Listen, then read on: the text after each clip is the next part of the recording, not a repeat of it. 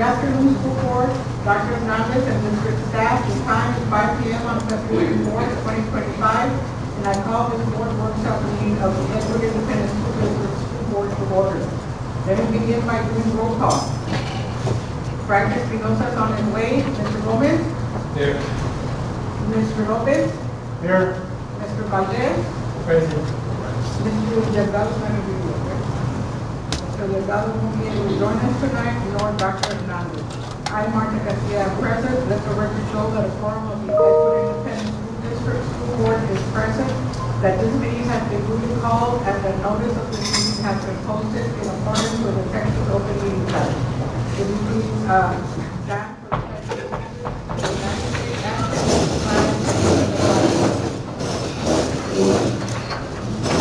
I pledge allegiance to the flag of the United States of America and to the republic for which it stands, one nation, under God, indivisible, with liberty and justice for all. Juro lealtad a la bandera de los Estados Unidos de América y a la república que representa una nación bajo Dios, indivisible, con libertad y justicia para todos. Honor the Texas flag. I pledge allegiance to thee, Texas, one state under God, one and indivisible.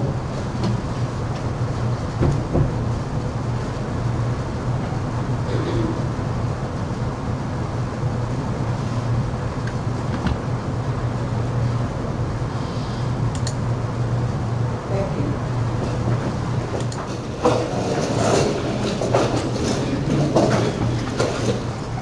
Okay, sir, do we have any communications from citizens? Okay, we keep going. to He the has it. report then. He has it.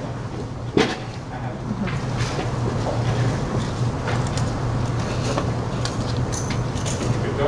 Yes. Will it pick it up? Yes. Okay. All right, so good evening, everybody. I'd like to thank everybody for joining us this evening for our February 4th Board of Trustees workshop. Just to kind of set the conversation for today, this workshop is 2 weeks prior to our regular board meeting. This is the Board of Trustees' opportunity to become better informed on the items that are going to be coming to them on behalf of the administration, that superintendent's office, and the cabinet that the board will be voting on. So the board tonight you'll hear two presentations, one from Mr. Chavez in the Academic Leadership House on items that are coming up for a vote, and then you will also hear from the Business and Operations side led by Ms. Martinez on those items that are coming up for a vote.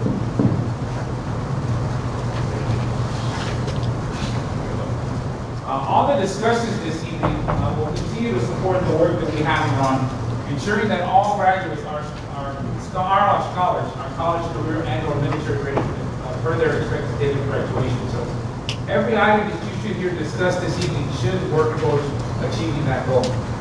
In doing that, part of having those discussions is also making sure that we are offering various opportunities for our students to experience quality experiences in the district. Over the last few weeks, we've had an opportunity to have lunch with our students, our superintendent student leadership network, and all of our secondary schools. In fact, this is the picture from the Brentwood Steam School of Innovation and then our Gus State University School. I'd like to thank the trustees that have already come to some of these meetings. We are going to rotate all trustees that are available to these meetings. We'll start, like I said, in secondary, but we are working towards getting down to the elementary schools. But I'd like to thank our other schools that have already hosted us today. We were with the Fine Arts Academy. Yesterday we were with John M. Kennedy, and of course we'll be moving forward and visit with all our other schools. Of course, this work is done to support the district strategic plan. This is a document you should be very familiar with.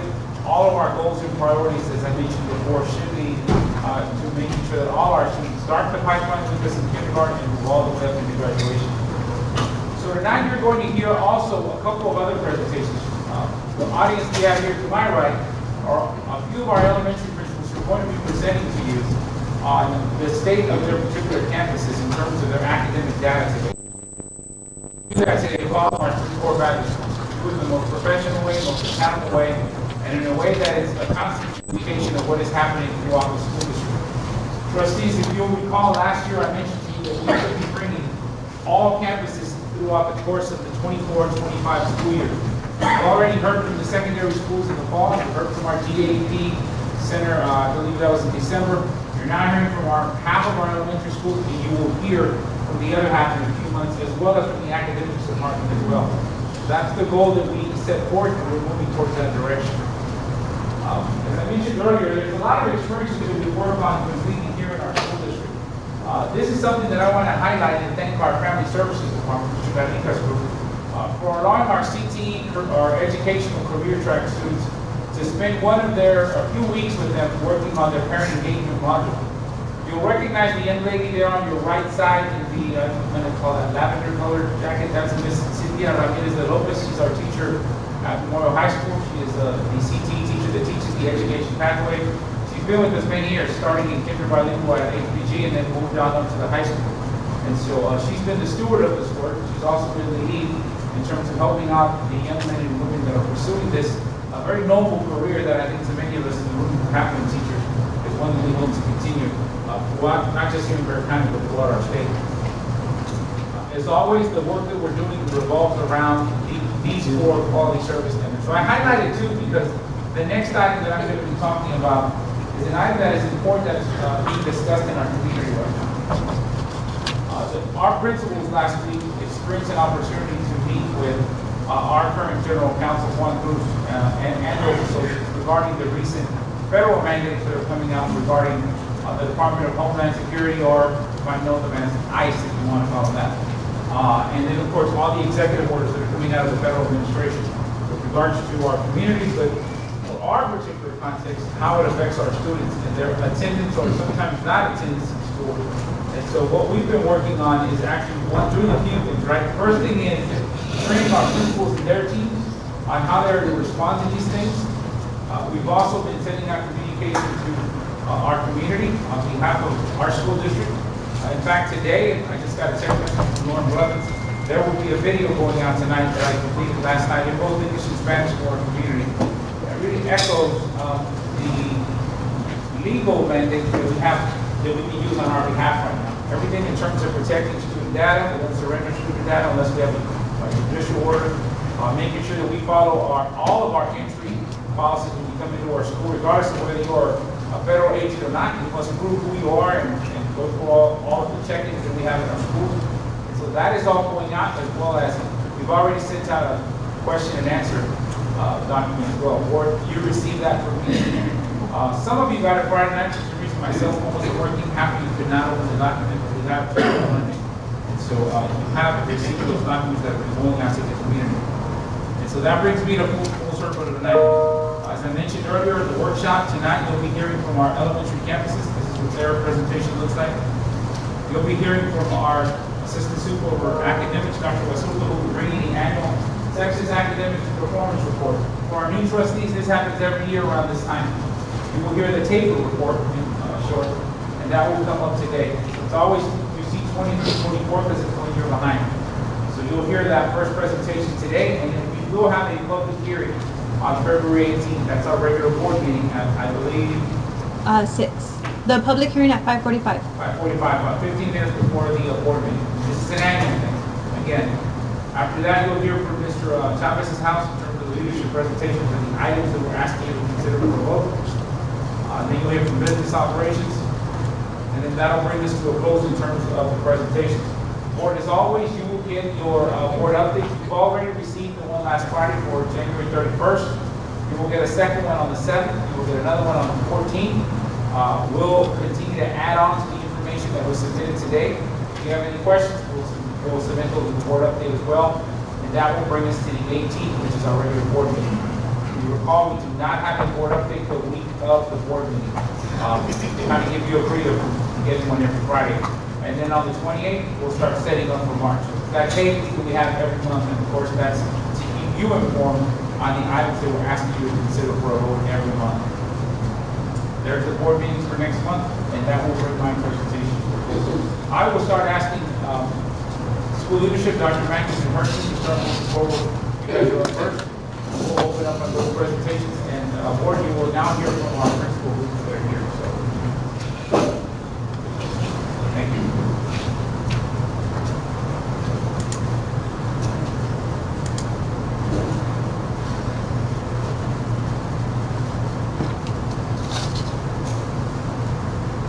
Good evening, Madam Vice President, Board of Trustees, and Dr. Hernandez.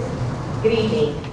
I am honored to stand before you this evening to share with you the latest news from our elementary schools that have a configuration of pre-K through 5. We've seen this in Dr. Hernandez's presentation. We have our strategic plan, and then I'd also like to remind everyone of the operating norms that we'll follow during the presentation. The goal is to ensure that our conversations remain focused on student outcomes and continuous improvement. We want to clarify understandings, identify trends and gaps, drive solutions, and stay aligned with our board goals. Before we dive in, I'd like to ask that you hold any questions until the end of the presentation. We provided for you a handout that is in a blue folder that is at your table, so that you can jot down any thoughts or wonderings as we go, and we dedicated time at the end for questions. Our number one outcome is to graduate all scholars, college, career, and military ready for their expected day of graduation. The purpose of today's presentation is to align our elementary performance goals with our strategic plan. We will review our current progress, highlight areas of growth, and discuss how we're working to ensure every student has the support that they need to succeed. Tonight's presentation will be framed from 4 of our board superintendent goals. Goal 1, priority 1, goal 2, priority 1, goal 4, priority 2, and goal 6, priority 3, 4, and 5. We will have a specific focus though on 3rd grade, since 3rd grade performance is a key milestone for student success and it aligns with our Lone Star governance goals. To ensure a full picture of student achievement, we provided you a handout with performance data for other grade levels, which would be 4th and 5th grade. This will allow a more comprehensive review beyond our primary focus this evening. So our intended learning outcomes, we're going to highlight student opportunities. We're going to recognize challenges that our elementary school principals face. We're going to share improvements, and we're going to track our progress. We're fortunate to have 4 fabulous principals here with us this evening to lead the work of our elementary schools. We have Principal Isamada Canales from HBG. We have Principal Claudia Barrios from Loma Park, Principal Shamia Priestley from LBJ, and then representing Mr. Madano, who's not here tonight, is our Assistant Principal, Larry Machado. Each of these principals play a crucial part into the success of their individual campuses as well as the district. As you can see here, our elementary schools serve a diverse student population across multiple campuses, each contributing to student success. Now I'd like to invite each principal to share what makes their campus a standout campus at Edgewood ISD. I've given them roughly 2 minutes to be able to give their elevator speech because they all want to brag on their different campuses. But I'm going to ask them to come on up here at this time.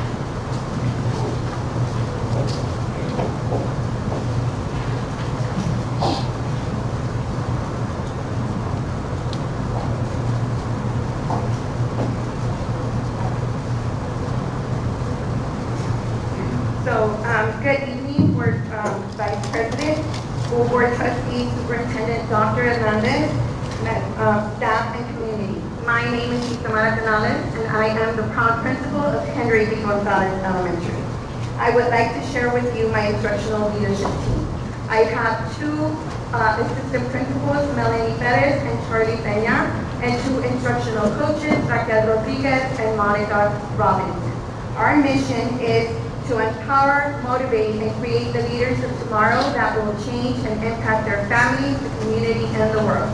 Our vision is to cultivate a safe, positive learning environment with high standards of academic excellence. In leading and influencing HBG, some of the key achievements are that we had 6% star academic growth from one year to the next. We also had an increase in enrollment, creating a new pre-K bilingual class and an additional 4th grade bilingual class. I would like to thank the board for taking that bold action they took last year to provide us with the opportunity to make a makerspace classroom at HBG Elementary. And I'm also very proud to announce that 16 of our staff members have volunteered their time and talent in 10 different after-school enrichment programs that impact pre-K to 5th grade with a total of 195 participants. Leading and influencing family engagement and improving our student and parent experiences is an important part of what we do at HBG. I am grateful to the families that were able to attend the various events and activities that were hosted last semester. We had a total of 15 events with 1,237 parents that attended. In leading and influencing our future aspirations, we continue to strive for excellence and definitely want to place HBG on the map of success. Our goal for the 24-25 school year is to be a C-rated campus as we continue to empower, motivate, and create the leaders of tomorrow. Thank you, and now Principal Priestley will be presenting LBJ.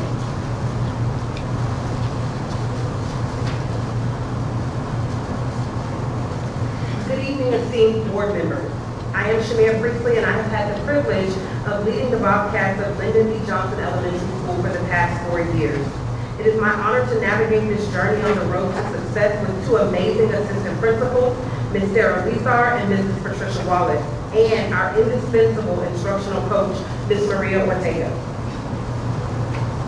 During my first year as principal, our campus theme was, "You stick together, nowhere but up," because there was really nowhere to go but up.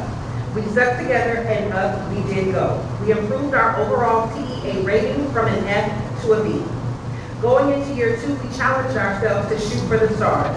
Although there was no official rating from TEA, we observed growth in 4th and 5th grade reading, math, and science star assessments.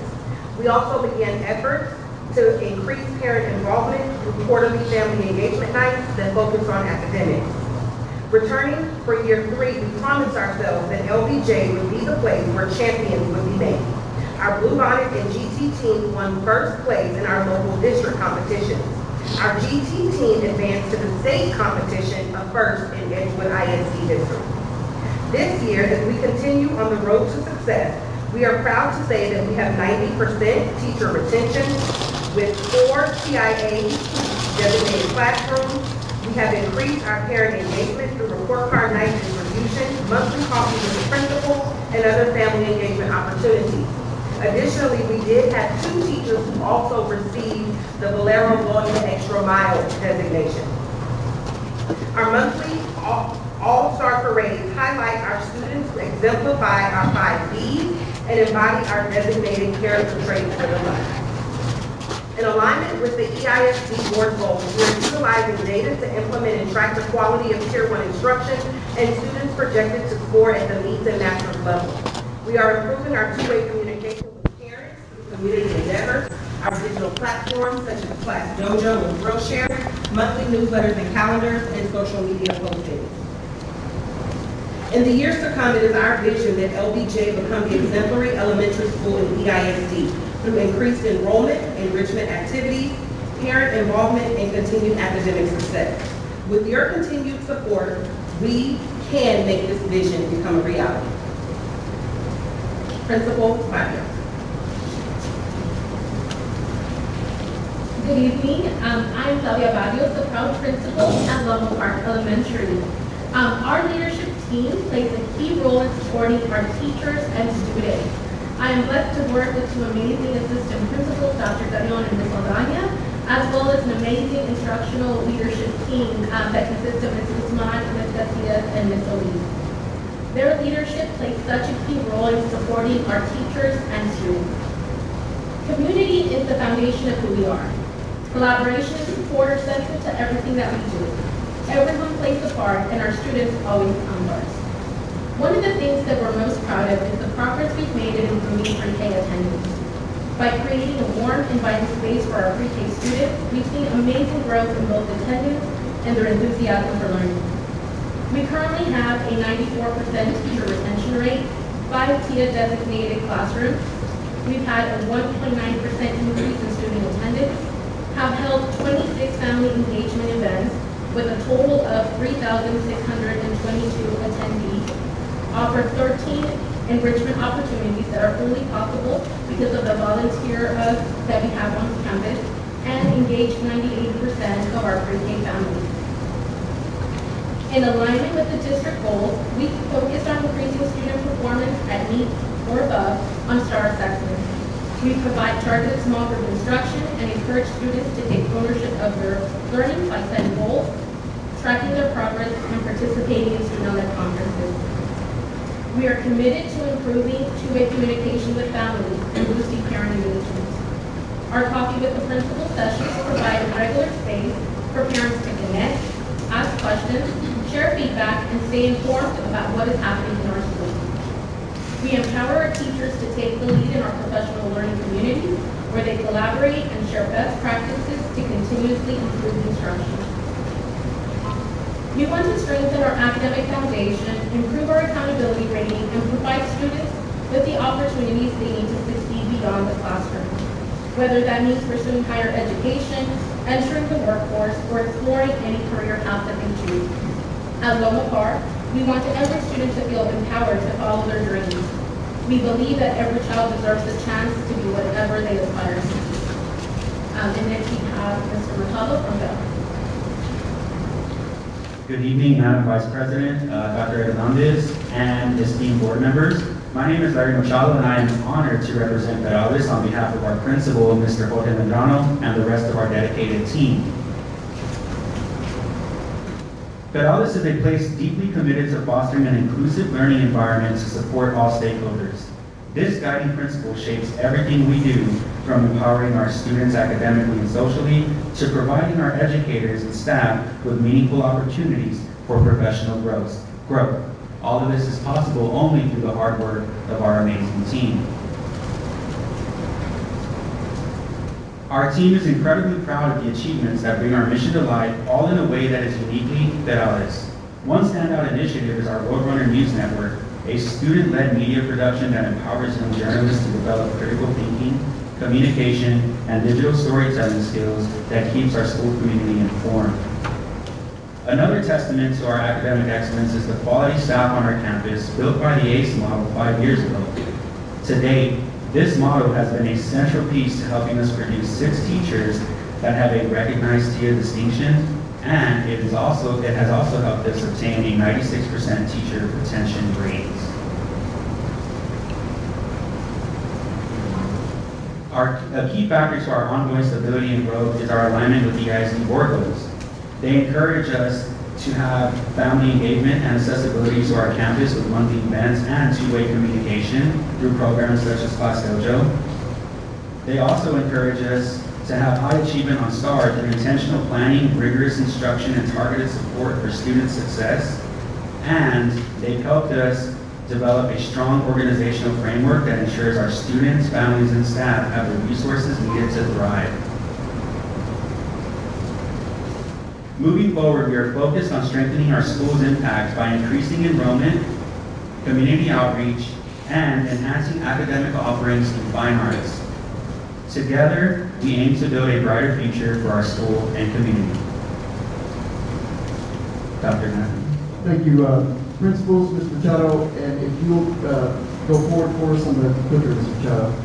So board members, now that you have a contextual frame about the exciting things that are going on our elementary campuses, and you've heard and seen the pride that our principals take in what their students and their staff are able to accomplish on the campus, we want to shift the conversation to give you specific data points around our superintendent non-negotiables and our board and superintendent goals and priorities.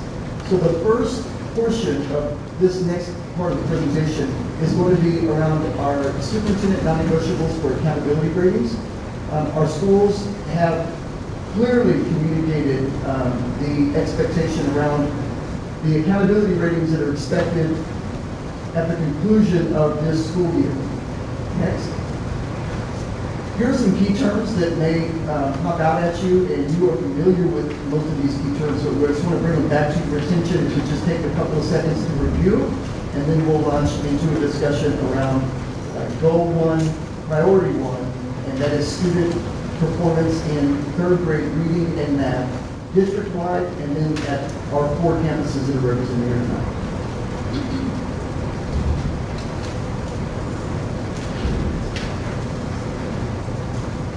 Okay? Take this away, principals. So our goal and priority is for the percentage of third grade students who get meets and masters on their STAR reading will increase from 26% to 60% by June 2027. As the district, our status around this goal is in progress and we are showing gains from previous years. I would like to highlight that Perales and HVG are exceeding projected growth in third grade reading. Some of the risks that will prevent this from happening are the staff turnover in tested areas, campus shifts that need to occur, and changes of STAR questioning and format. Our key initiatives focus on high-quality instructional materials, lesson internalization, and intervention and supports for our students. We use a variety of methods to track performance, such as classroom observations, district-based assessment, and interim assessments, as well as math testing. If you look at the column on the far right, you will get to see how each campus performed on the middle of the year math reading data. With LBJ at 23%, HVG at 36%, Loma Park at 37%, and Perales at 38%. Earlier, I talked to you about the growth we achieved in the third grade reading. The diamond represents expected growth, and the bar graph shows that actual growth of performance. We can celebrate that Perales and HVG have exceeded the expected growth through the middle of the year, and that Loma Park and LBJ are approaching their expected growth. This chart shows our student achievement in third grade reading comparing beginning of the year to the middle of the year. As you can see, there are several celebrations in the data, including a 3-point increase from beginning to the middle of the year district-wide. We celebrate that our special education students increased in third grade district-wide at the same rate as their peers by 3% from the beginning to the middle of the year assessments. We do recognize that their growth continues to be a strong area of focus for EISD. In this picture, you will see some reading in action using different academic habits, such as writing, small groups, student discourse, annotation, teacher planning, modeling of best practices, and implementation of a variety of strategies. In third grade reading, there are reinforcements and refinements. Some of the reinforcements that continue at a district level are high-quality instructional materials, professional development and training, literacy coaches at every elementary campus, reading academies for kinder to third grade, and targeted and intentional small group instruction. The areas of refinement for third grade reading are writing across subjects, extended constructive response, and STAR 2.0 level questions. Thank you, and now Principal Barrios from Loma Park will be talking to you about the middle of the year data and math. In the area of math, looking specifically at Goal 2, Priority 1, you're looking at the percentage of students in third grade who score at meets or above on STAR mathematics. Currently, our status is in progress. Over the past 3 years, we've seen a gradual increase in student performance at the approaches level, which lays a strong foundation for further growth and improvement in performance at the meets and masters.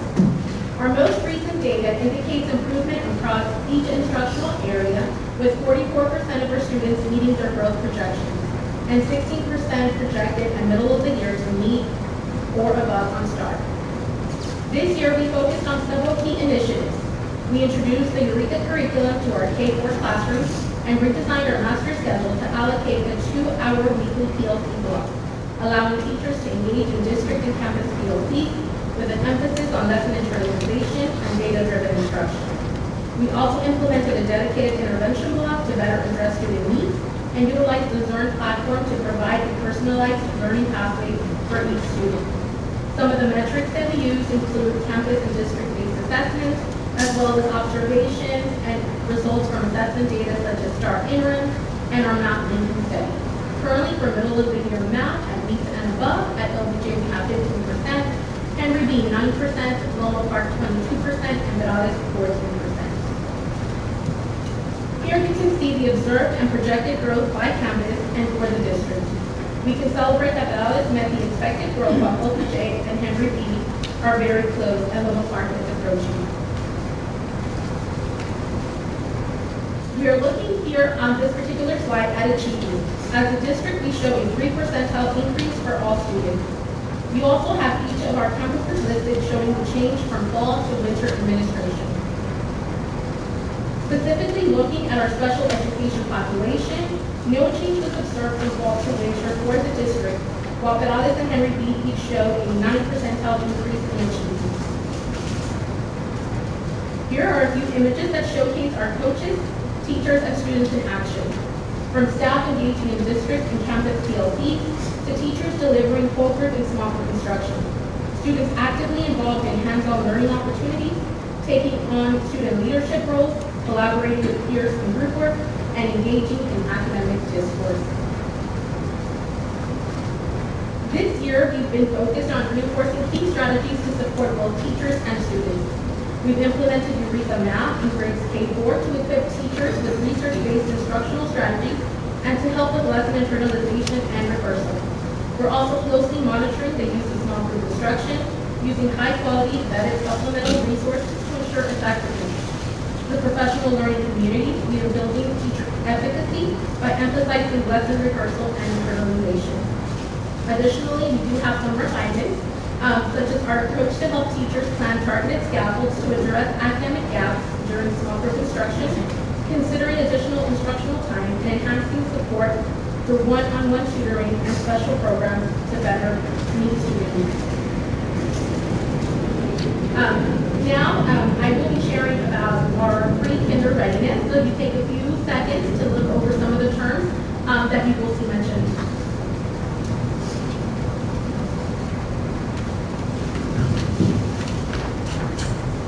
So this following data set is specific to the 4 campuses presented today.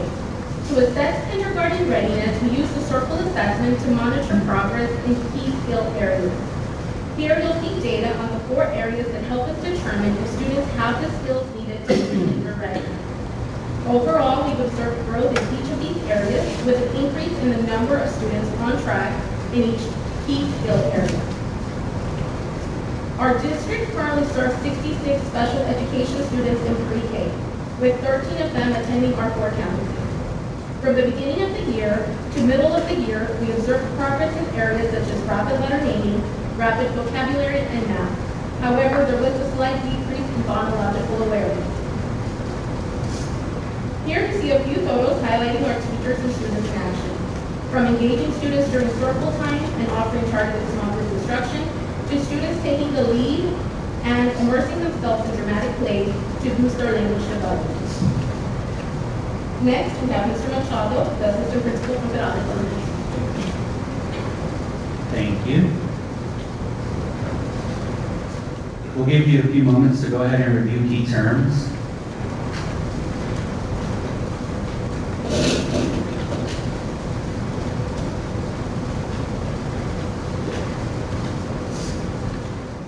And I do apologize, but this is actually Mrs. Zamada's presentation. Perfect. So Board, in this next portion of the presentation, we are shifting to our superintendent non-negotiable around our 2025 attendance goals. Each of our campuses,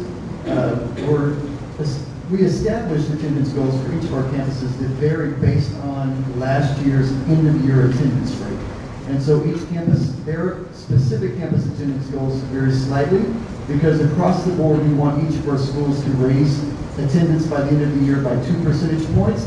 And so in the next couple of slides, our principals will share the activities that our campuses are doing, or our 4 campuses presenting tonight, are doing around attendance that will, that they are having a positive impact on student attendance. Thank you, Mr. McElwain. Ensuring students are here with us to learn is important to their academic success. Our goal is to increase by 2% our attendance, and I am proud to say that we are meeting that goal. I would like to highlight the following things that we are doing to continue to improve the attendance. We have used several communication methods such as thrill share, personal phone calls, home visits, and class dojo to communicate the importance of attendance with parents. Each of our campuses also send out truancy letters, and we spend a lot of time focusing on positive reinforcement. Tracking and monitoring attendance is a daily practice. Our most recent data indicates the following. HBT is at 91.10%, LBJ is at 91.43%, Loma Park is at 92.21%, and Perales is at 91.8%. Some risks and barriers include bad weather days and other factors beyond our control, like external challenges that our families may face. In this slide, as previously mentioned, there are a lot of celebrations, and the district and Dr. H are putting those out and congratulating campuses for meeting their goals. These pictures show how some campuses incentivize, monitor, and communicate attendance expectations through PBIS pep rallies, social media, and different families. As we look at attendance, PBIS incentives and SEL discussions are some of the ways that attendance is reinforced. Attendance is tracked daily for early identification and trends of early intervention. Some areas of refinement are to strengthen real-time attendance, identify and address chronic absenteeism before it becomes a pattern, and to be able to flag at-risk students. Another area of refinement is the funding of incentives for attendance. Thank you for your attention, and now Principal Creasy will talk to you about the two-way communication and parent engagement. Goal 4, Priority 2, focuses on improving two-way communication and family engagement and involvement. These are our key terms. Our goal for communication is to foster a sense of community and belonging with our families. HBG, LBJ, Loma Park, and Perales have all made great efforts to communicate with families, whether it be via newsletter, class dojo, thrill share, and home visits. The status of this goal is currently in progress. We want to engage students, parents, and the community in genuine conversations that focus on improving school communication and celebrating our students' success. I think we can all agree that we have heard a parent say, "I had no idea, nobody told me," or "I did not receive any notice" when it comes to district and school initiatives and activities. To date, our 4 campuses have at least 20% of families with established parent portal accounts and have hosted no less than 14 family engagement events. Some of the barriers and risks to improving two-way communication and parent involvement include varying parent work schedules, lower parent attendance for student academic events versus celebration and social events. These are some artifacts that display examples of the monthly and weekly newsletters that go out to parents, as well as monthly calendars of events.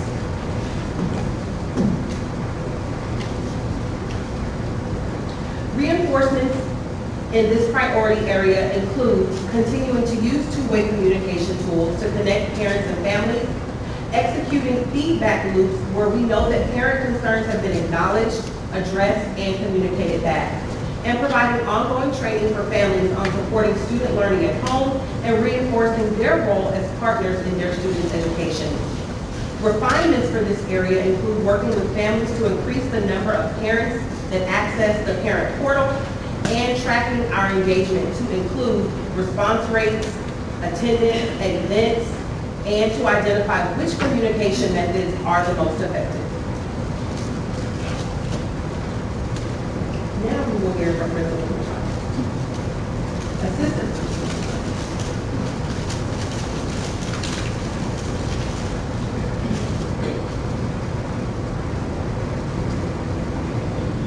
Goal 6, priorities 3, 4, 5, focus on the district's organizational framework, specifically on school safety requirements, school culture, and SEL support. This goal is currently in progress. Again, it focuses on strengthening school safety, campus culture, and social emotional learning. To achieve this, the district has implemented comprehensive safety systems across all campuses, including standardized procedures and incentive programs to promote positive student behavior across all of our campuses. Some of the key initiatives that I'd like to highlight are the daily door checks that each campus currently does, and some of the standardized safety procedures that exist at each one of our schools. The second thing I'd like to highlight is the incentivization and support of positive behavior through programs such as PBIS. And lastly, our equitable whole child support services that are offered across the district. Currently, most recent data shows that 100% of our campuses are participating in each one of these goals. However, a few risks and barriers still exist. Aging facilities require quick repairs to mitigate safety risks, and we also have several underutilized community services that we want our families to take part in. Here are a few artifacts showing some of the things that we do around our campuses to promote positive behavior. In the center, we have several PBIS incentives that our schools are participating in. We also have some safety drills that are occurring on the left and an SEL lesson on the right, morning check-ins. Moving forward, the district feels like we've done really well on continuing to monitor the effective implementation of research-based practices that reinforce positive behavior, and monitoring school culture and climate, as well as campus-level audits and daily door checks with our standardized safety protocols across the district. We still feel like there are improvements needed in supporting parents and accessing our resources. Thank you. So, Madam Vice President and members of the board, we want to thank you for your attention during our principal presentation this evening. Before our principals and assistant principal have a seat, at this point we'll take any questions that you may have.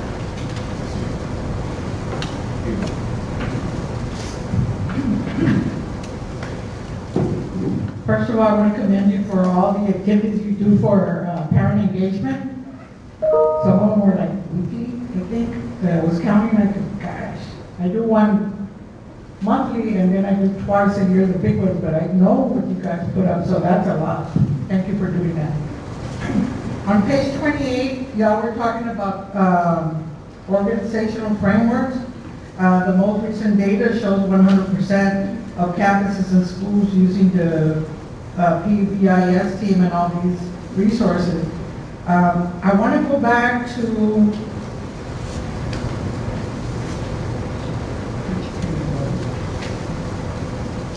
okay, anyway, so first of all, I was surprised to see that we used to have campuses with a C, but Dr. H, I know we haven't received the most recent data, so he explained that to me, but I hope we're all out of that. But on page 17, we're talking about the percentage of students in third grade who score at meets or above in the STAR mathematics. I think these are low, but is that still part of the recent data not being there, or this is recent data? Page 17. Slide, a goal to priority one? Goal 2, priority 1. Yes, that is the current middle of the year math data. I'm sorry? It's the current, the middle of the year math data, looking at the students that are at needs of master's. So they're already at the score that they should be at the end of the year. Oh, okay, okay. So this, okay. So this is just, I'm sorry, this is just as we are now, but it's gonna right? This is where we are right now, but we are going up. Okay, thank you.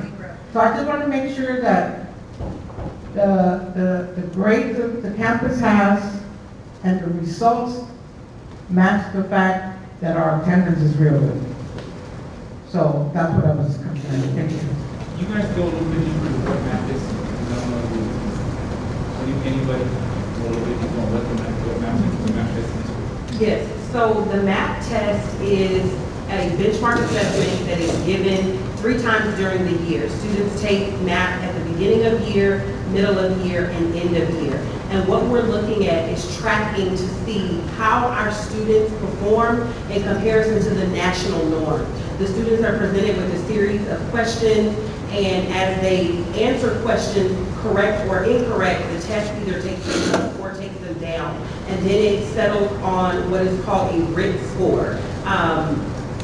In layman's terms, the RIT score means ready for instruction today. So it says that a student that has this RIT score will be able to understand and be successful with this instructional material. So what we have presented to you today shows you how our students performed at the beginning of the year when they took the assessment back in August or September, and then how they performed when we just concluded middle of year testing about 2 weeks ago. The specific data that you're looking at on the graph that looks like this is showing where our students fall in terms of percentile. So the 50th percentile would be considered the national norm. So our goal is to have our students be at the 50th percentile or higher. Okay, thank you.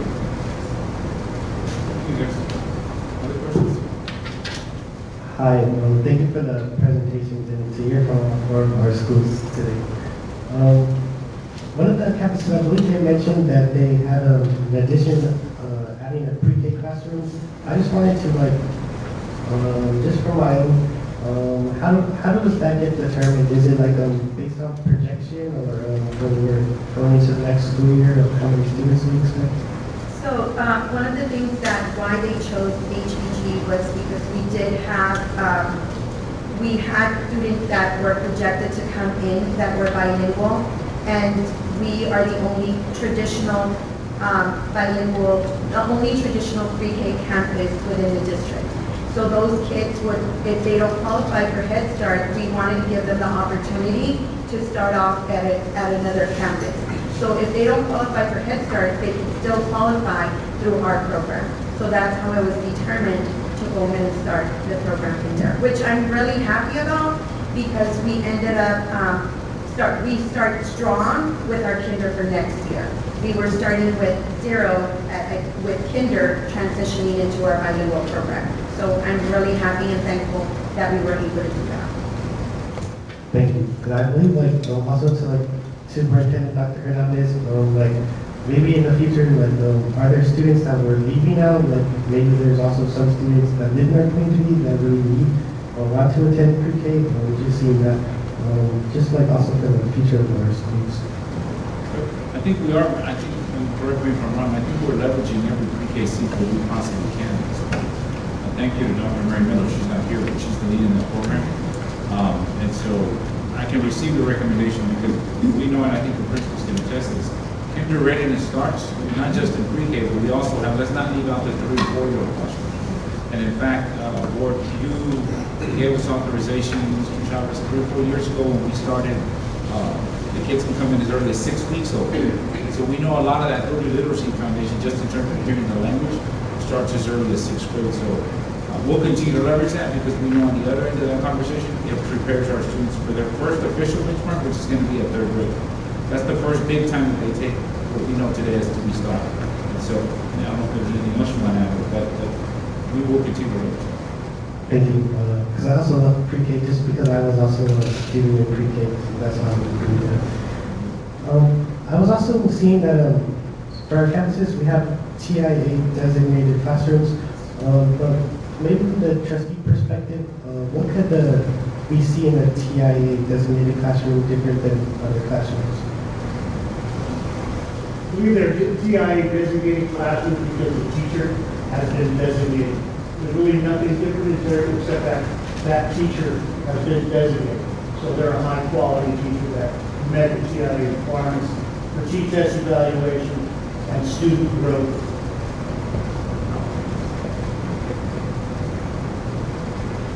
May I ask one question? So, I saw that y'all have food bank for all the children. Do y'all have a pantry or do y'all do distributions? Food distributions? We've done distributions, so we just had one a couple of months back, and we're already scheduling the next one. But all y'all's campuses have food bank availability, right? Or you just refer to the food bank? We refer to the. Refer, okay. Thank you. Coach, we have Virginia Reeds and Chief Smith also. I have one more question. Speaking of instructional coaches, do our campuses share instructional coaches, or are instructional coaches different across the campuses? So at LBJ, we currently have one instructional coach, and she services both our reading and our math, assisting teachers through PLCs, also providing model lessons. In the past, we have had two instructional coaches, one concentrating with math and science, and the other concentrating on the reading and the social studies. It is my personal belief and opinion that having two instructional coaches is more beneficial. It allows the coaches to be able to dive deep with the teachers into the content. It also frees them up from having to participate and help facilitation of all of the PLCs, which then allows them to be free to go in and do model lessons, to do observations, provide feedback, and to go deeper into coaching cycles. That was my shameless plug that LBJ can please get another instructional coach. If I can add, at Lomo Park, we do have two coaches that serve our K-5 students. We are a school over 600. So, definitely it is a very essential, all the support that they do. But we do share a pre-K instructional coach because we have 8 classrooms at Lomo Park that are pre-K, 144 students, but we share with others. One more question, sorry. Going back to the food and getting ready that. So when you do the referrals, do you do the referrals to the food bank or do you do the referrals to Chief? Where do people or families go to get food? So our referrals typically go through our counselor. She provides parents with a list of resources for multiple services. If they need help with utilities, if they need help with food, and the counselor then would give the families a list of resources where they can go. So it's not just the food bank. They have access to some of the local churches, also do food distribution. So we partner with Mosaic and then also with United Bethel. And so they help our families out at Christmas, Thanksgiving, and then when they have just their regular community food drives, our parents are some of the first to be made aware that those events are happening. And I think also additionally, our family engagement department, we recently reached out to them. They came and delivered bags of food so that we can send home to one of our families that we need. That's George Davikas from the books. And then, of course, if we have anything that, but sometimes it happens where it's late at night, we'll contact Chief, and then they have their own set of folks. So we have multiple groups within the district that can provide that support. Thank you for responding. I have 2 more questions. This one question is going to special education. I did see at least one student receiving special education at your schools. I also saw Long Park have 8 students receiving special education services. So I'm just a little curious, how are we identifying our students with special education starting off in the early ages? And how does that help and develop the student in the future, following and IEPs? So in pre-K, all of our campuses start with pre-K.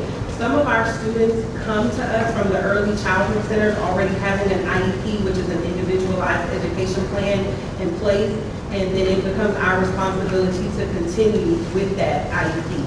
However, some of our students need to be identified because they have disabilities, and that process takes time. We typically spend the first 6 to 18 weeks just observant students. Some of our students have not had access to educational opportunities, and so we want to make sure that that is not the reason for a deficit. After we have observed that a student who has good attendance, who has good participation, even in pre-K, because there are ways to assess that. Once we see that that student is failing to thrive, then a recommendation can be made through the MTSS process that this student be referred for special education. And that could, when we think of special education, we're thinking of students who may have a cognitive disability in math or reading. But that also includes students who have delays in speech. So some of our students who are receiving special education services are receiving speech-only services. Also looking at students in pre-K who receive special education services. For LBJ in particular, we have an early childhood life skills unit. So these are students who have moderate to severe cognitive or physical disabilities. So they won't compare to a student who is in a regular Head Start pre-K classroom. Thank you. And then my last question, it goes to the family engagement two-way communication. I did see that, or in here y'all mentioned that a lot of your schools did at least like a few like after school literacy nights. But just like I'm curious, like, do we kind of see the same parents and the same students participate, or are we doing anything different to try to capture any other students or parents and families? Yes, so I will speak for LBJ and then I'll open it up for the other principals. When it comes to parent involvement, we see that the parents definitely come out for things like the Fall Festival and Trunk or Treat. They show up for the social activities, and we have hundreds of parents who show up. Then when we have, for example, we do a report card distribution night every grading cycle. So the parents have an opportunity to come in, pick up their students' report card, chat with the teacher for a few minutes, schedule a conference if needed. That same night, we also have our students showcase or compete to demonstrate their mastery of the current TEKs that are being taught. So we may have students get up and they're competing in doing long division, or they're competing in doing 2-digit by 2-digit multiplication. It's like a 1 to 2 minute competition. It's an opportunity for us to recognize the student. And us doing these recognitions and showcases, we do see that the parents who tend to come are the students who are participating in the showcase. Our goal is to have all parents come so that we can educate them on what's happening in the class right now, and also provide tools and resources for them to be a support. But we do see that our numbers for academic engagement nights are significantly lower than our social events.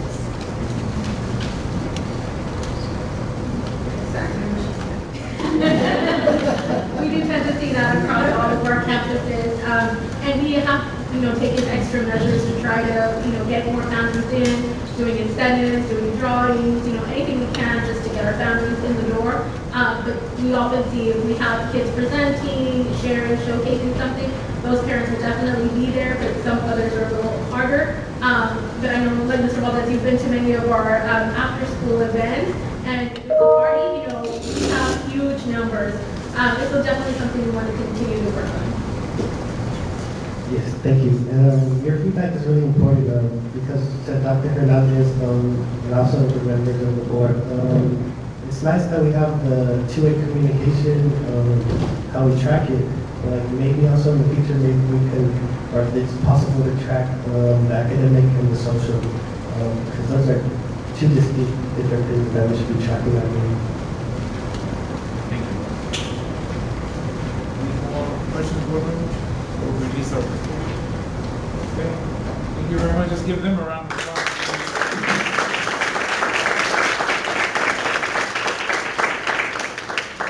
Okay.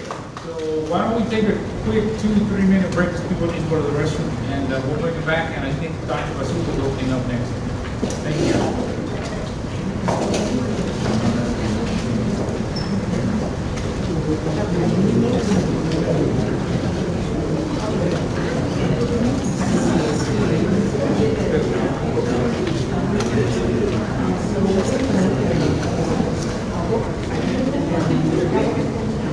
I just sent y'all the videos and sent upstairs.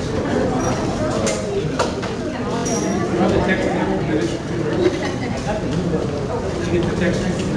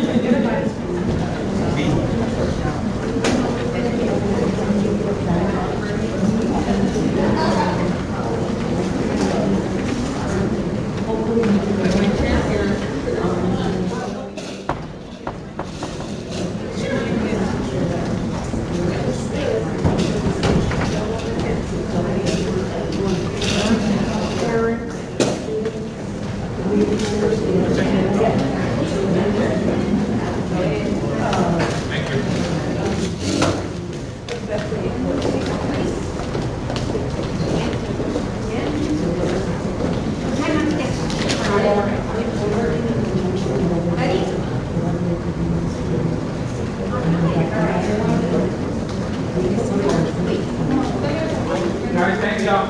Great job. Very great job.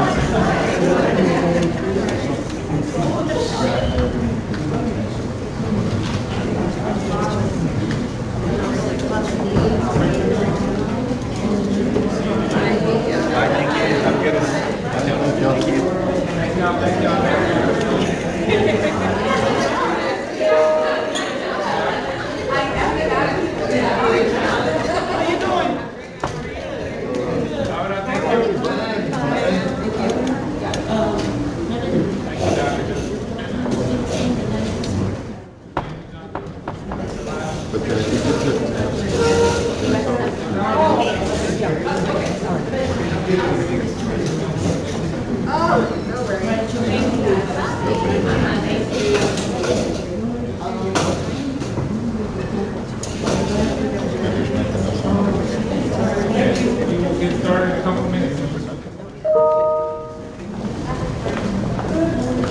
Thank you for coming. Yes, thank y'all, thank y'all.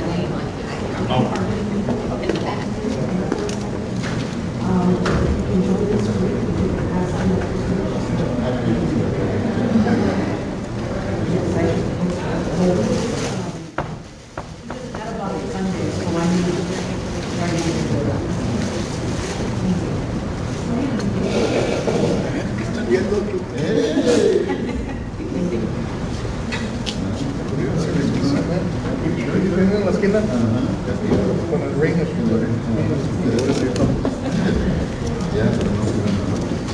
Here's a tissue for your issue.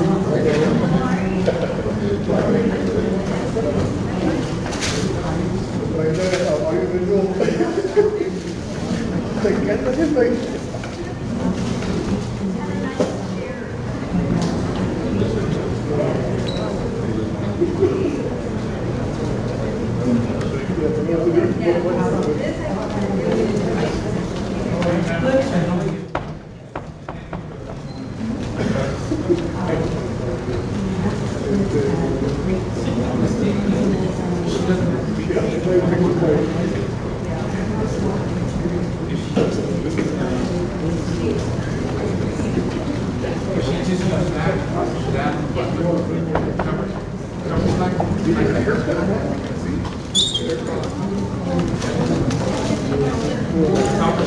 Did you just sneak in?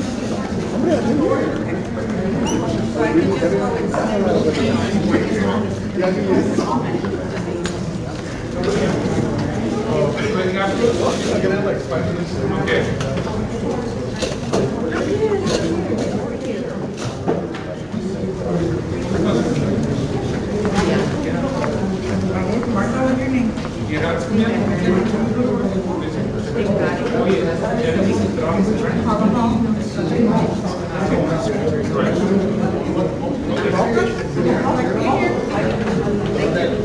Let me know. Let me know. Sí, entre más rápido mejor así, porque también permiso.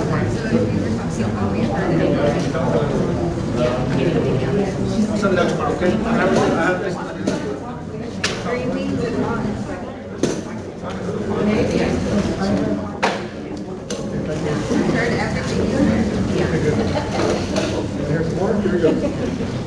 Okay, guys, let's go ahead and get started. I'll make it fast.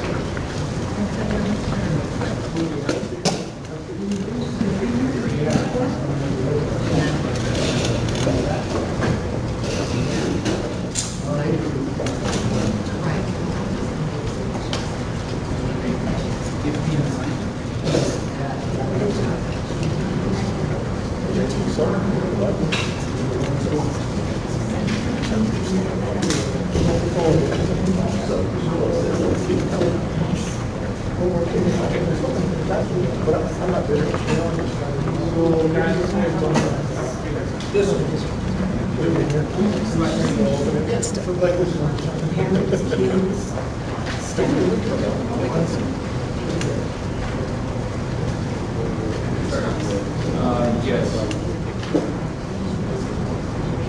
Okay, let's go ahead and get started, guys, because I think we might have a time issue come up, and if we do, we may have to stop the meeting at that point.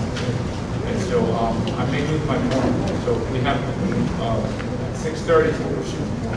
So as much as we can get done by 6:30, and then we'll have to gavel out. We can't keep the meeting going after 6:30 if we lose another trustee. It's my item security, right? So if you need to give it time, I can do something. It's just so that we can get from work. Okay, so let's go from Dr. B to academics, LSG 2. We'll have to bring that back. I'd rather the board hear the workshop items because those do require a vote. And then here's a recurring. Do you have anything at the end, any time? There's two articles that I'm going to take. Okay.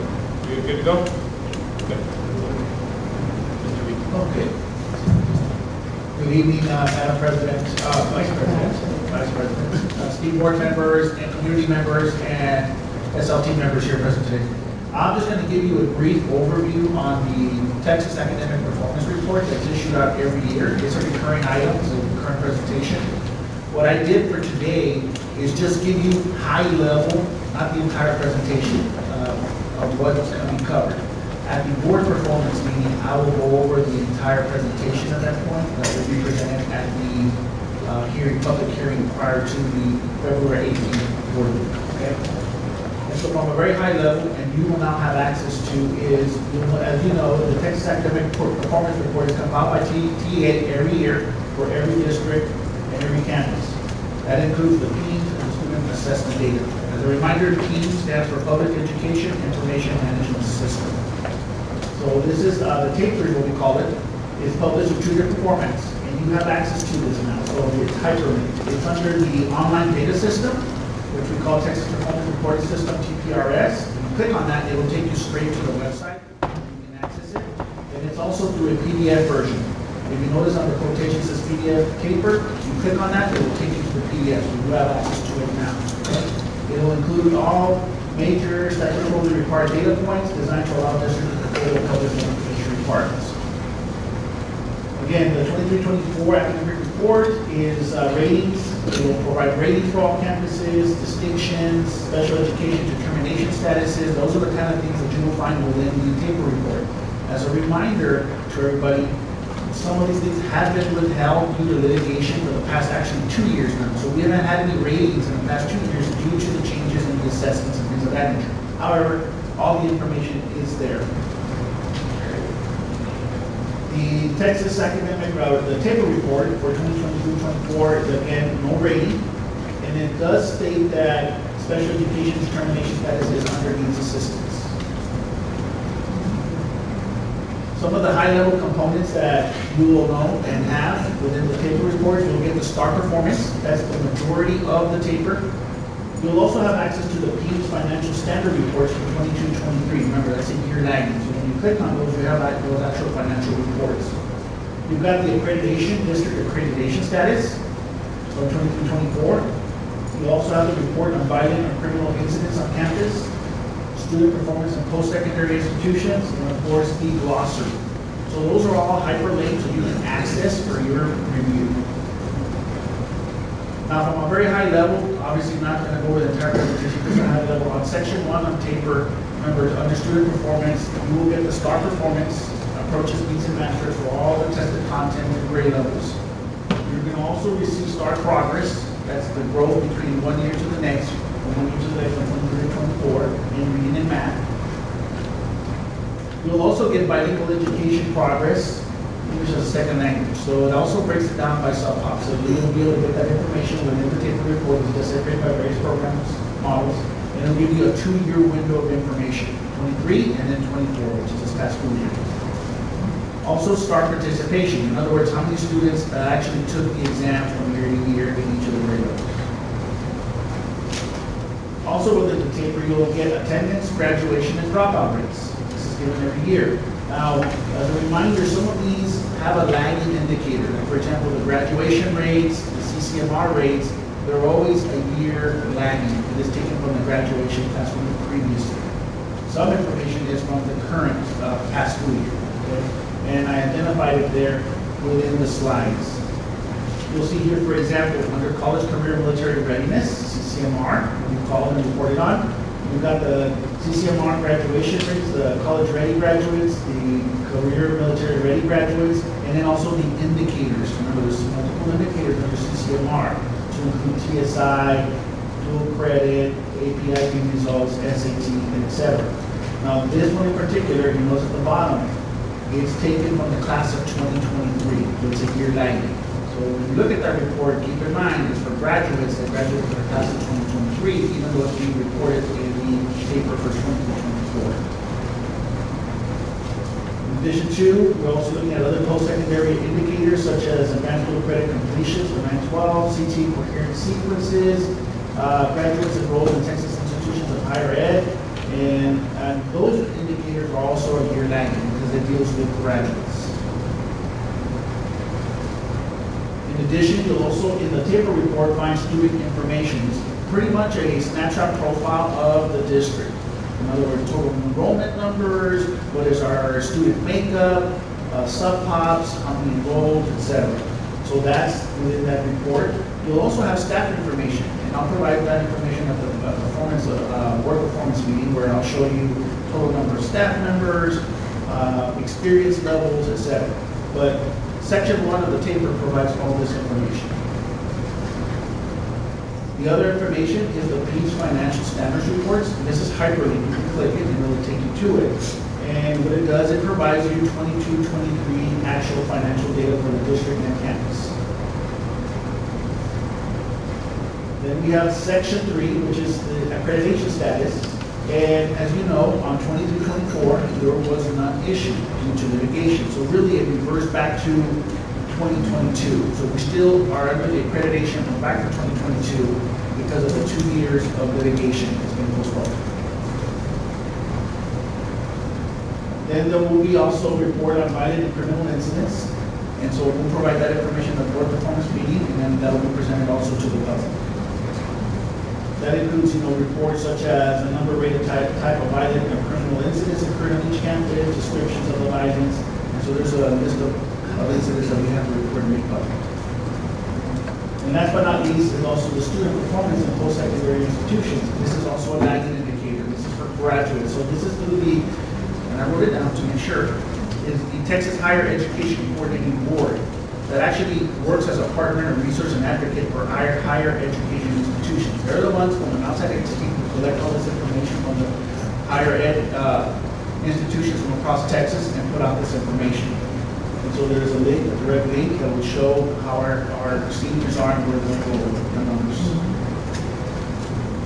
And last but not least is also the glossary. The glossary is a resource, is a tool that will help you make sense of the words and the nuances of what they mean. So it gives you the definition for all of it. Like for example, themes and what does it mean and the definition of each of the terms. So that also is also made available for you under the hyperlink for Texas Performance report glossary. You click on that, it'll take you straight to it. And that is the general overview of the paper. And again, I will send you the full presentation on this Friday's board update. And then, of course, we'll review it at the board performance planning meeting on Friday the 14th. We have two sessions, the 13th and the 14th. Board, I'm going to add a little bit more time there for both those meetings so we can address anything that was left pending. But the taper is also going to be discussed at the open hearing on the 18th. Right. So that's another opportunity. You'll get it like you do every year in advance. So thank you, Dr. When you were saying it needs improvement, were you speaking for this year's taper report or the one last year? The one that just came out for 23-24. No, is it needs improvement or needs intervention? Because I know last year it needs intervention. The way I read it on the taper report, it says needs improvement, but I can go back and double check it. Yeah. Straight from the taper. It was just, we can provide like what's different from improvement and intervention. Because I did see like last year, Austin ISD, they had needs improvement and they actually had a state monitor come into their district. So I just don't know, something like that can happen to our school district. I think Dr. Lee's talking about on the sped monitoring. I think that's what you're alluding to over in Austin, right, sir? But they got an intervention because of their sped. Yes. Yeah, so I think that's what you're referring to. Okay, I'll get some more information and I'll put it out there on the at the board performance meeting to make sure I can clearly articulate that word. Yes, and also for the board performance meeting, if maybe a different time, or maybe at that meeting, we can spend a little bit more time learning about the special education, or if it's still an improvement monitor for 2 years. Okay. Thank you, Mr. Moses. Okay, thank you, sir. So we're recording a little bit out behind time. I'm going to go ahead and bring up Mr. Chavez's group. As Ms. Martinez mentioned when he's getting ready, most of her items are referred board. Most of the performance plan, to give you an idea, board, 80% of that meeting is going to be over finances. Remember, I want to remind you, we use the performance planning meetings to set up towards the eventual adoption of the budget in June. So we cut down on them this year. We didn't do them in the spring, in the fall, because we talked about bringing principals up. That takes a lot of preparation. But in the spring, we will use all 4 of those meetings. We mostly, I'd say 80% of those meetings are going to be around finance, budgeting, and I think we can all agree with this year's, with this biennium's challenges, we have a lot to discuss there. And so I don't expect that we'll have this challenge again next month with regards to having to finish early. We'll be able to get through all our items, but to your recommendations, Board, we will bring that back. Go ahead. Good evening, ladies and gentlemen. I know we're pressed for time, so this is our monthly report for our reading, Goal Priority 1. We've gone through this piece, so I'm going to go through this, of course, on our Lone Star Governance monthly reporting calendar. Today is GMPM 1.1, 1.2, 1.3, looking at 3rd grade reading. Here's some working vocabulary that I'll share with you. You can look at it real briefly, a couple of seconds. This is the same thing that I presented the last time we did the reading component. Also here are some other key terms that we utilized in this presentation. Okay, so the LSG goal here is for 3rd grade scores meets or above, increase from 26% to 60% by by June 2027. We're looking at the highlights this year. The middle of the year, we presented in January 13th to 28th. That was on our 24-25 assessment. We utilized Amplify M-Class diagnostics for grades K-1-2. We had a total of 1,528 K-2 students complete this assessment. We want to make sure that we maintain this inclusive of all of our walks that we do and all the measures that we take with our campuses. You just had 4 of the principals do an excellent job explaining and sharing their 3rd grade data. These are the initiatives that we look at as we move up from K1 and 2 that leads into 3rd grade. So with this, without further ado, let me go into the data. The first one is looking at students in kindergarten. As you know, the cadence I try to maintain the same. We have the 2022 baseline, which was 36%. The end of the year for 23, we're at 52, surpassed the 23 goal of 39. In 2024 end of the year, we are at 65 percentage points, and we saw that grow by the end of the year, meeting our 42%. This year, we're at 44% for the beginning of the year, and at middle of the year, we're at 54%, surpassing the 46% that was presented. We do hope to meet, not surpass, last year's 65% for kindergarten reading. This is the demographic data that we have for our kindergarten students. We're at 54% for reading all English and Spanish.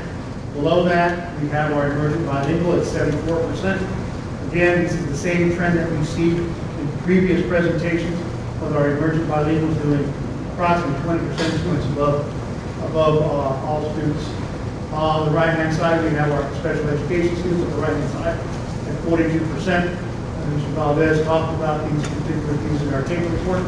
And of course, our ECO-DIS is 51, which closely assimilates to all students because the majority of our students are whiz. As we move up to Bill Providence Measure 1.2, looking at grade 1, we can see that end of our baseline is at 36%. And we moved from 44% to 53% from 23 to 24. This year, the yellow, our beginning of the year was at 37%. We increased 3 percentage points to 40% by the middle of the year. And our goal is to be 51% and hopefully surpassing the 53% that we had last year. The next area is our breakdown by demographics. Of course, our all students were 40%. Our emergent bilinguals were 13 percentage points above that, 53%. Our special education was sitting at 21%. And of course, the economic disadvantage mirrors our all students at 40%. As we go to Providence Measure 2, 1.3 rather, grade 2, our baseline was 29%. 23 in the year was 43.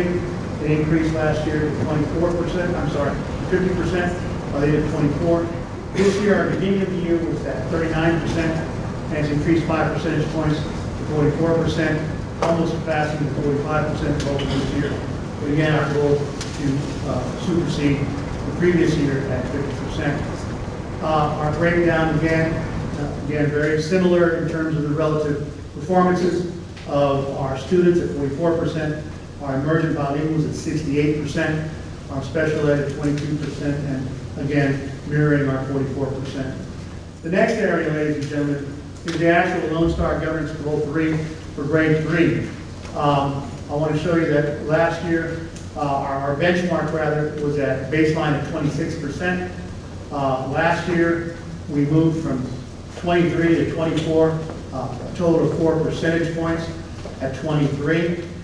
This year, our beginning of the year, as I reported out last October, we're sitting at 28%, and currently our middle of the year is at 33%. I do want to make a point, this is math, and there's two types of projections that we can do. This is a projection based on STAR, and that 33%, if you notice that from 23% last year, we're at now sitting at 33%. I want to point out, ladies and gentlemen, that that's anticipated of a 10% gap increase.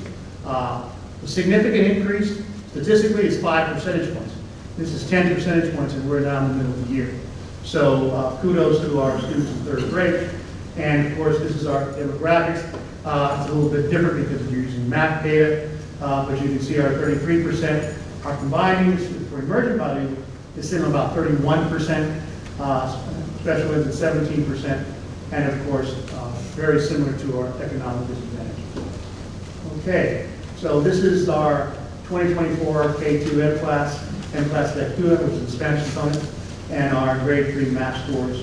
And you can see how we progress from the Lone Star Governance Goal for the beginning of the year down to the middle of the year. Okay, Again, the principals did a fabulous job because it was coming basically from their campus, but you can see that what we're focusing on is still the foundational skills, small group instruction using class and tag station interventions, still focusing on coaching cycles. When I came at the very beginning of the year in October, we were looking at first and third grade, and you can see how third grade has increased 10 percentage points. Administrator and instructional coach collaboration, refinements, making sure that our coaching cycles, again, coaching cycles is led by our coordinators for the first and third grades in 2-week cycles, continuing support of Tier 1 instruction, structured literacy, and of course our professional development and community attendance for all teachers from Kinder K all the time through second grade. Thank you. Dr. Hernandez, board members, questions? Let's go ahead and bring up Dr. Wasuko, because it looks like, thank you, Mr. Valdez, we will get a little bit of more time, and so we will be able to get out your items that are new for this month. Everything, these are your only items that are going on protocol. Yes, sir. And I know there's some questions. Good evening. So what we have here for your consideration, board, is the adoption of the new calendar. And so this calendar creation was vetted through the EISD and subcommittee. And we were able to land on 2 options that were presented, but that's the DEEC, which is our district committee, and it was put out for vote, and it's currently being voted by our staff. Option 1 and option 2. And in addition to, we also put the calendars out for student feedback. So we sent high school students an email to gather their input around their thoughts around the 2 options. So we're going to use also that information. So we're trying to get garnering multiple information sets from various constituents to land on the best option for the district. Yes, Mr. White. What's the difference between the 2? Yeah, I know, right? They look a little. So basically, it's in the start and end time, sir. If you really, honestly, the biggest difference, and when we were looking at it, if I remember correctly, is the start time. If you notice on option 1, we're looking to start on August 12th, which is a Tuesday, and then option 2 starts on August 11th, which is a Monday. So there'll be 1 extra day of PD added on the option 1 for teachers at the beginning of the year, for a total of 6 days, 5 days for PD and 1 day for prep. On option 2, it's just 5, which is 4 PD and 1 prep, if that makes sense. So that's one of the nuances, and of course we'll take the day in between the calendar. But that is, I think, the biggest difference within there. And then we adopt this one, but the 1882 partners have their own calendars, right? Some of them. That is correct. Dr. Matthews, I don't know if you want to speak to the operating partners and their calendars, or Mrs. Salinas? Yes, I can speak to that. The operating partners do have the autonomy to create another calendar. However, all of our operating partners have chosen to adopt this calendar last year. The only exception really is pre-K for SA, and our operating partner, TCIS, tries to align as best as possible, but they have a special conference that sometimes might change a day or 2, but they're very closely aligned.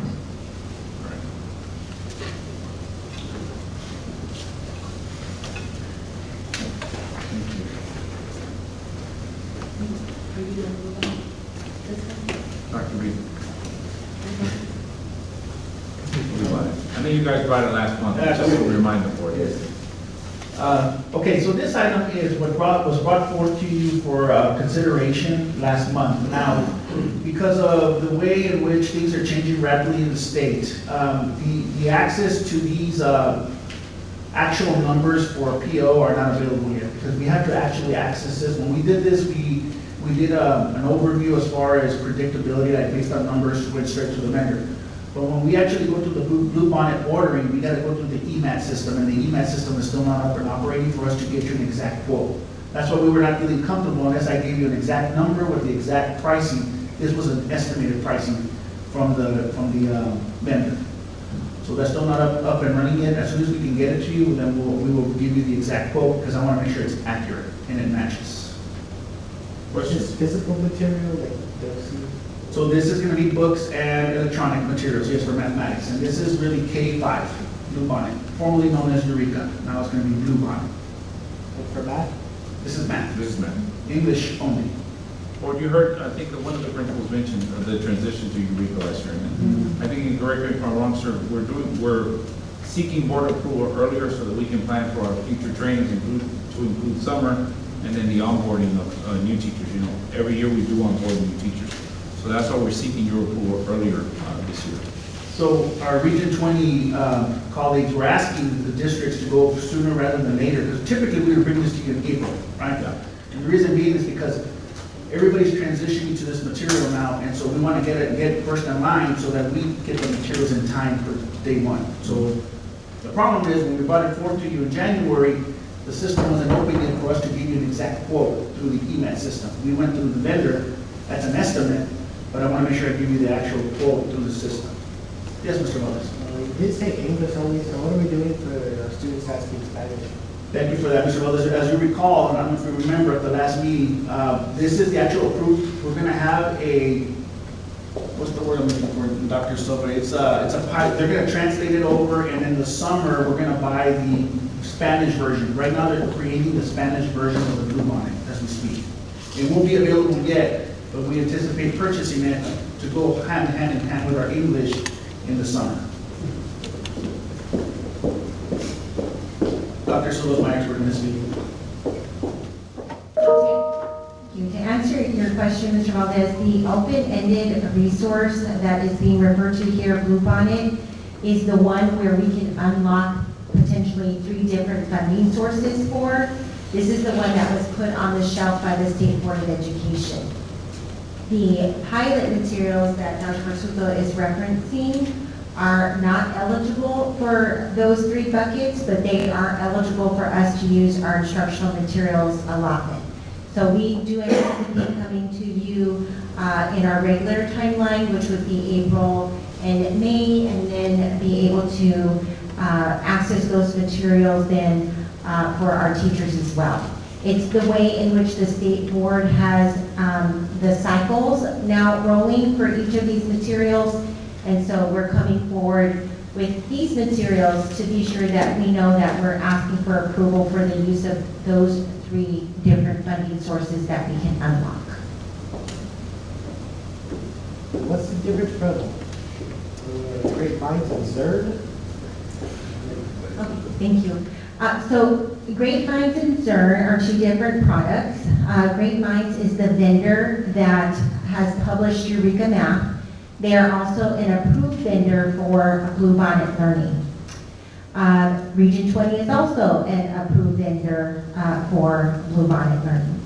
Remembering that Bluebonnet Learning is now the state-owned curriculum for math instruction for kinder through 5 and also for 6 through 8 and Algebra 1. So we will come in the future and have further conversations around middle school math as we're continuing to work with our teachers and our coordinators to explore those materials. Zerd Math is an adaptive program that we have been using in the district for a few years now. And Zerd Math allows for students to get onto their iPads or onto their Chromebooks and access an online program, and in addition to that, videos, and then teachers also have access to printable materials that they can download then and use in small group instruction.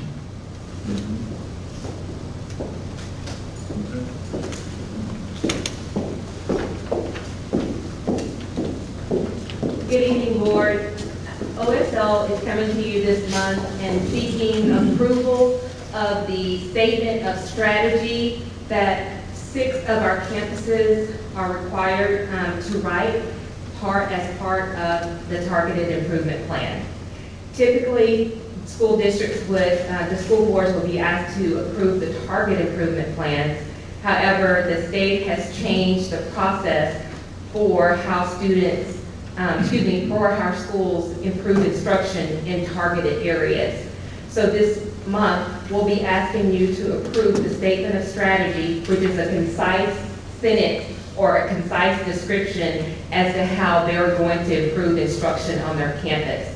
So we have 4 campuses that are currently engaged in an 1882 partnership, which is one of the actions that a school district or a school board can approve. So we have statement of strategies for Brentwood STEAM, Roy Cisneros, Stafford Stafford Visual and Performing Arts, and then we also have Learn for Life. Then we have 2 schools that qualify that's aligned with the Effective Schools Framework Grant.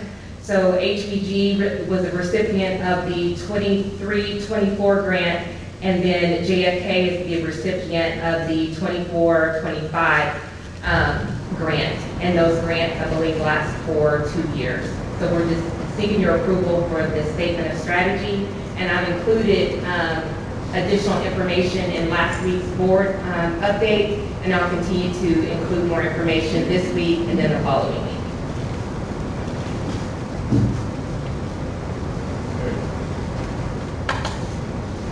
Anything else on yours, Mr. Chavez? No, sir. We're done. Okay. All right, board, any questions on these? Let me clarify a couple of things. So we were able to get through all of Mr. Chavez's items, so that's great. I know Dr. Basuto had talked about adding a little more during the board performance planning week next week on taper. We'll add a little more clarification there. I'm going to go ahead and move all of Mrs.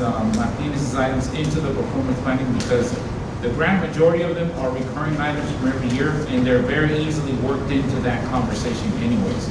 And so what should you expect? You should still expect her items to appear on the board update this week. On the 7th, you'll see another chunk of information on the 14th. And then by the 14th, you'll also, each one of you will attend a board performance planning meeting. Some of you are coming on the 13th. I believe half of you are on the 13th. And then the other half of you are on the 14th in the morning. We did a lot, 90 minutes. We're going to go ahead and give it 2 full hours. So we just make sure that we cover all the items that are necessary. And then that covers all our items. So that actually went real expeditious, better than I thought. And so that is all our items, Madam President. Madam Vice President. Sorry. And so I will turn it over to you. Thank you, sir. The time is now 6:37. Do we have a motion to adjourn? I move to adjourn today's workshop. Mr. Gomez moved, and do I have a second? Second. Oh, we have a second. Any discussion? If we have no discussion, all those in favor, raise your hand and say aye. Aye. All those opposed, raise your hand and say nay. Motion passes. The meeting is adjourned. Thank you for coming. Thank you, everybody. Good job.